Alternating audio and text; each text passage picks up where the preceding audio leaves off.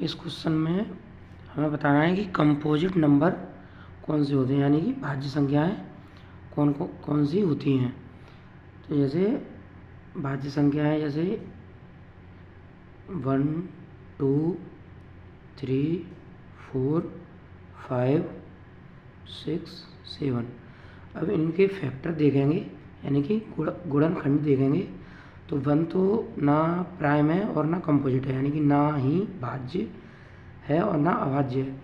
अब 2 देखेंगे, 2 के प्राइम फैक्टर निकालेंगे तो 1 2 यानी इसके निकलेंगे 2, 2 के 2 फैक्टर निकलेंगे।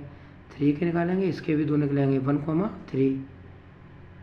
4 के निकालेंगे, इसके निकलेंगे प्राइम फैक्टर, ये 1 की टेबल में आएगा और 2 की में आएगा और 4 की में भी आएगा, यानी कि 1 2 और 4 तीनों से डिवाइड चला जाएगा इसमें 4 में, यानी कि सबसे छोटा कंपोजिट नंबर होगा 4। तो ये कंपोजिट नंबर है। तो इसके बाद 5 के प्राइम फैक्टर निकालेंगे तो 5 1 की टेबल में आएगा और 5 की में आएगा, यानी कि इसके प्राइम फैक्टर यानी कि गुणनखंड निकलेंगे 2।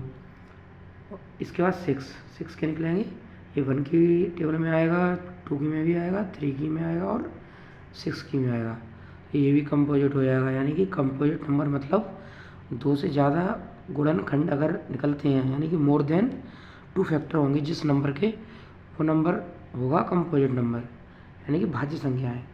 इसमें ये 1 ये तो नाइदर प्राइम नॉर कंपोजिट है, यानी ना ही प्राइम है और ना कंपोजिट है। इसके बाद 2 के प्राइम फैक्टर 1 और 2, यानी कि ओनली 2 फैक्टर है तब ये होगा प्राइम नंबर।